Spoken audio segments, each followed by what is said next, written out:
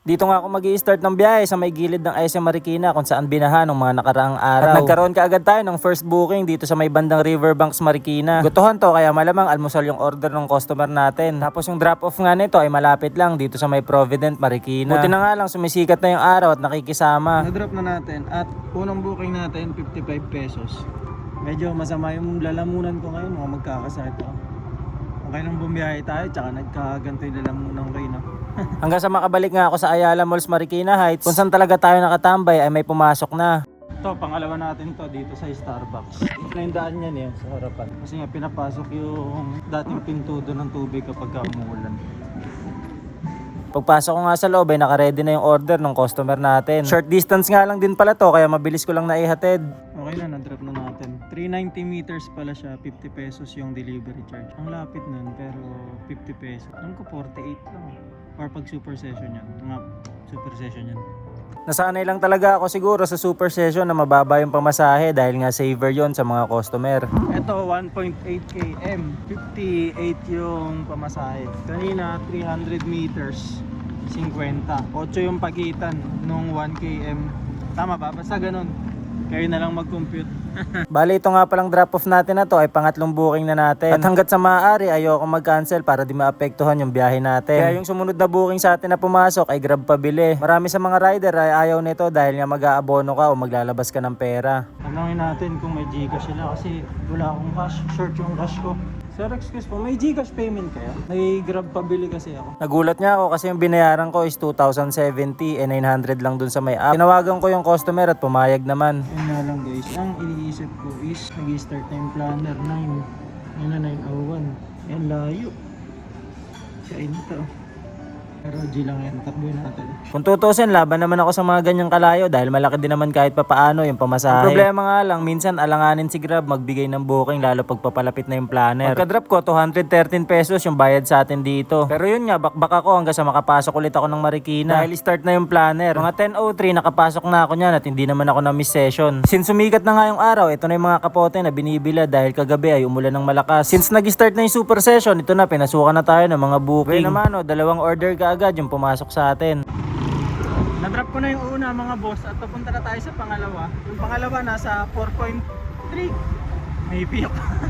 Yung pangalawa nasa 4.3 kilometers yung layo niya. Kaya 120 yung pamasahe. Tara, let's go. Ang init, nakalimutan ko yung shades ko. Actually, di bibiyok.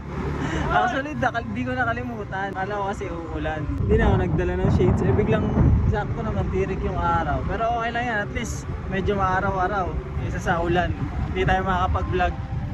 Di ko na na-video pero nakapag-deliver pala tayo sa may San Mateo. Chilling lang tayo, baka pasukan sayang. Dito lang tayo sa Gedli, yung ilog na San Mateo. Kulay kape pa rin siya.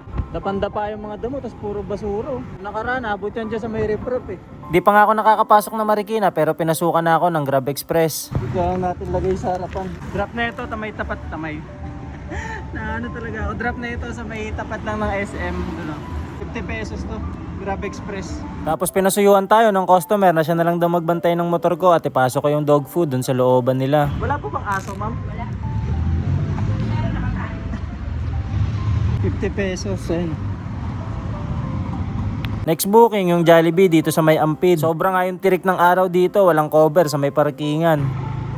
Yun palang drop natin na yun na Jollibee ay pang 8 booking.